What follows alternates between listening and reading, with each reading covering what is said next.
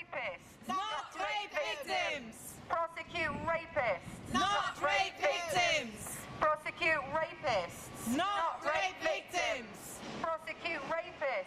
Not rape victims. Prosecute rapists. For the past 7 years, we've had to oppose prosecutions of women reporting rape for lying, while our attackers in large numbers go free. Given that 85% of rapes are not even reported, and as was confirmed just recently in an official report, up to 25% of rape reports are not even recorded properly by the police, and the conviction rate is a paltry 6.5% for rape and 5% for domestic violence. This is a very serious situation. You know, the idea that women are going to jail while our attackers are going free is a total miscarriage of justice and a perversion of the law. This is the first time that women prosecuted and their families have come together to speak out. You know, it's really a historic, momentous occasion, and I'm really pleased to have so many people who've come from all over the place, as you'll hear when they're speaking, all over Britain, and also one from the United States come to join us this evening. You know, the authorities keep telling us in the PR that they take violence against women very seriously, and at the same time, the context in which all this is happening is that they have actually cut all our escape routes out of violence. You know, they've cut refuges, they've cut legal aid, they've cut compensation to victims of crime, and the immigration laws are increasingly harder and harsher. When we first started to take calls from women in Yarlswood Detention Centre in 2005, that's when we began to discover just how many rape survivors had been disbelieved, criminalised for seeking asylum, locked up and threatened with deportation. And we said at the time, you know, imagine if that was to happen to women reporting rape in this country. And so it is.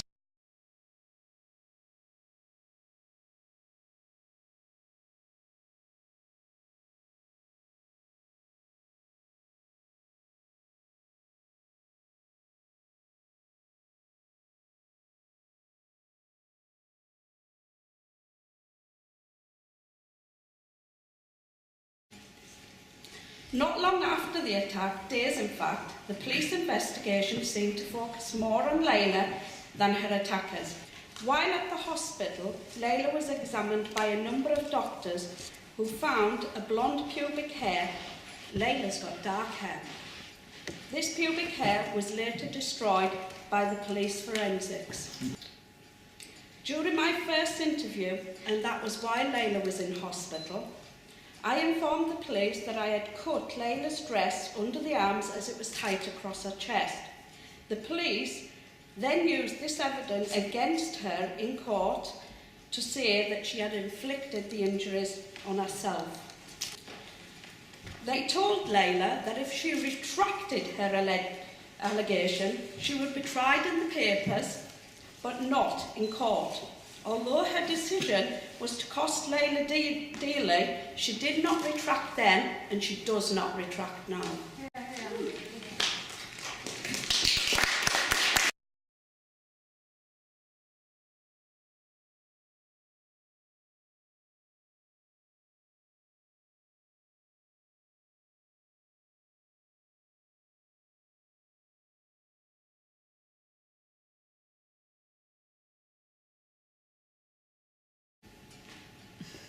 At the time of her arrest, she was undergoing counselling for PTSD and was in a vulnerable state.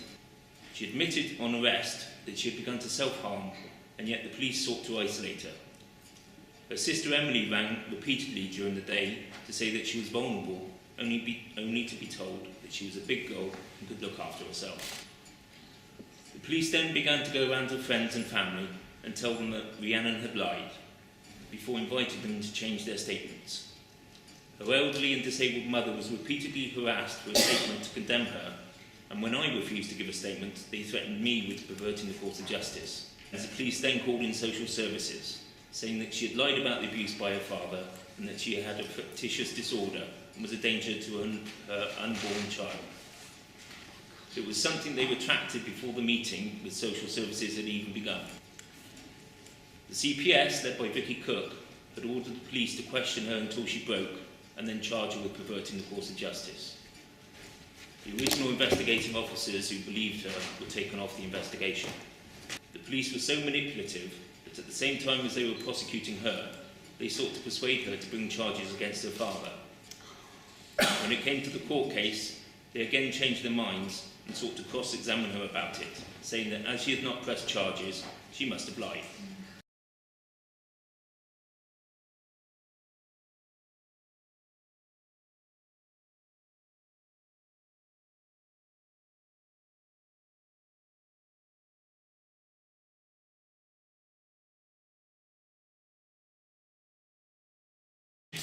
After the first stalking, we reported it to the police and they basically just looked at each other and grinned and didn't want to believe us. Anyway, unknown to us at that time, the police had put covert cameras onto our house and was watching us and following me everywhere I went, obviously expecting to catch me out doing something wrong, which I wasn't.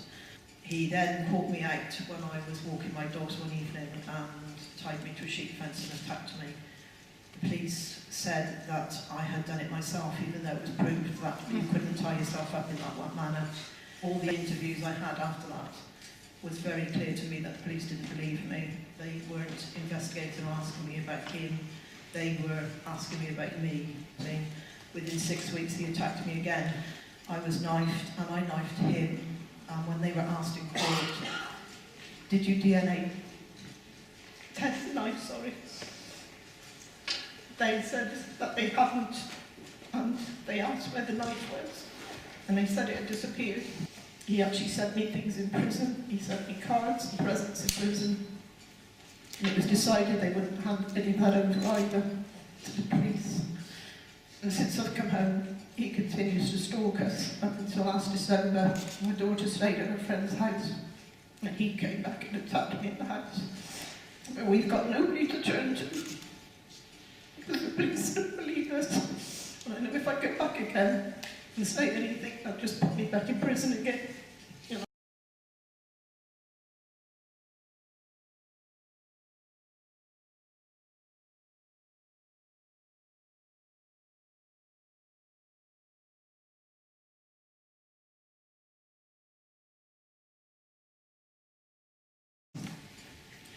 Me and my daughter was beaten and raped. I went to the police and they couldn't protect me. The gang then came back and threatened to kill me and my kids. They asked me to take the drugs to the UK for them. I did it because I needed to protect my kids. I served 5 years in prison and then threatened with deportation. I appealed and won the asylum in December 2009. The court then agreed that I was a victim of rape and torture, but instead of releasing me, the Home Office appealed and kept me in detention. Like many other women who are trafficked, we are criminalized and locked up and threatened, treated like animals. But here I am fighting to have my conviction overturned. A criminal record brings many other injustices. My family has been through hell. Everywhere, our stories of survival are coming out. We won't be silent. We will keep on fighting, and we will have justice in the end for all of us. Yes.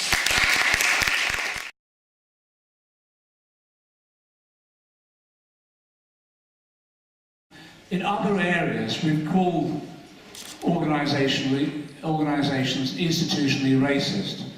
Well, in this instance, these are institutionally sexist, because they refuse to accept this as a priority and invest the resources and change their attitude to address it. That's the first thing. The second thing, though, is even more shocking, that women who have reported rape have then, and you'll hear example after example tonight, that women have had the courage to report rape and then suddenly finding themselves prosecuted for reporting rape. Many of them, you'll discover, are in the most traumatised situations as a result of the attacks that have occurred upon them. They then get, instead of having the perpetrators prosecuted, they get prosecuted themselves.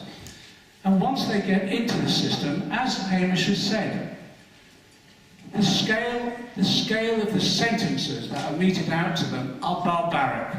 3.5, 4 years inside. It destroys people's lives.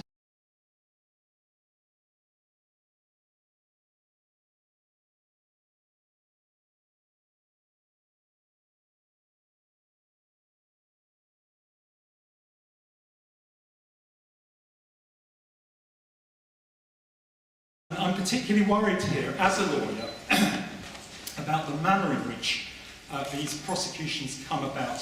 Prosecutions of women for false reports are happening in the context of massive failure on the part of the police to actually investigate and prosecute rape cases. At some point, the police get the idea that the woman may be lying.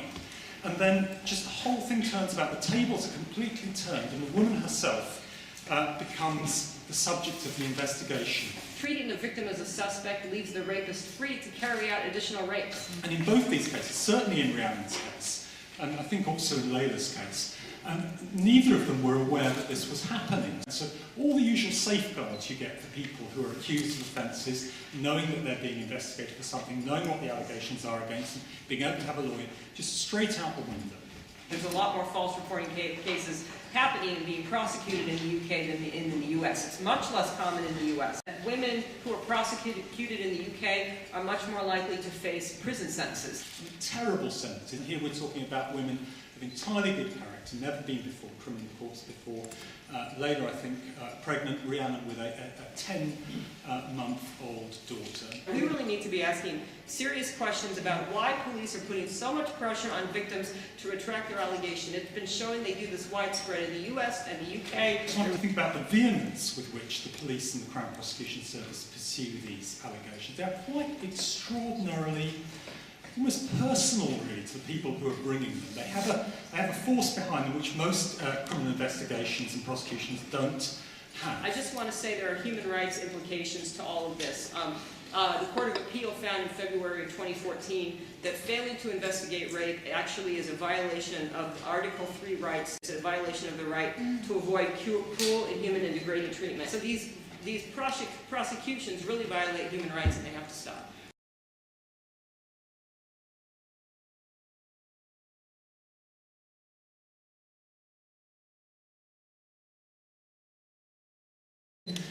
People remember there was a Panorama programme 3 years ago about torture of adults with learning disabilities in a care home.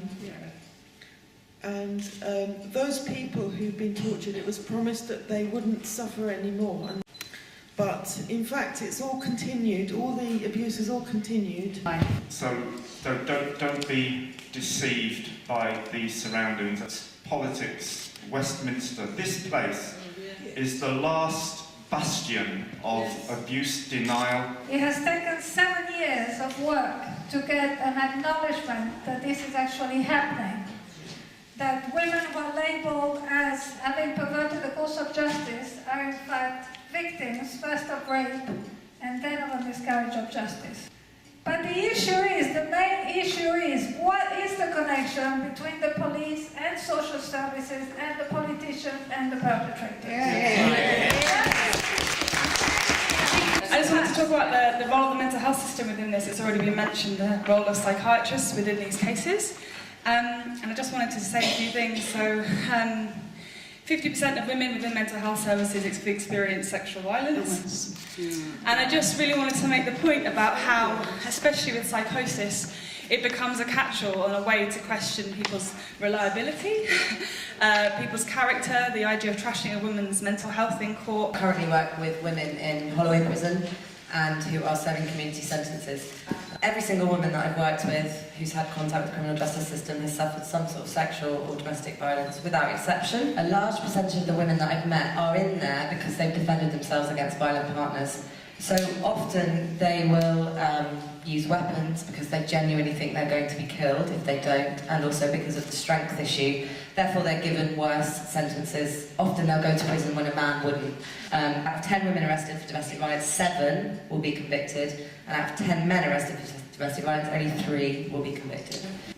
I think it's really important at a meeting like this to hear what the truth is about what the police are doing. One obvious connection between what we face as sex workers is that, you know, at any time there's mass raids and prosecutions of sex workers who are working together in premises or working on the street, collectively and consensually, and the police target women in that situation for prosecution and arrest, and they can find 25, 30, 40 police officers to break down the doors in one premises to arrest and prosecute 2 women working together, when if someone reports rape, you can't find a police officer to take it seriously for love or money. And I found Women Against Rape, which, I don't say this lightly, but I think it definitely saved my sanity, and I think it probably saved my life, because what helps is meeting people that are all in exactly the same situation and seeing how strong everybody is. I know I never got justice, and I'll never get justice, and I can live with that now, but I'll do everything I can to make sure that anybody else that is ever in this situation gets the justice that we never got, because it's soul destroying and it can ruin your life.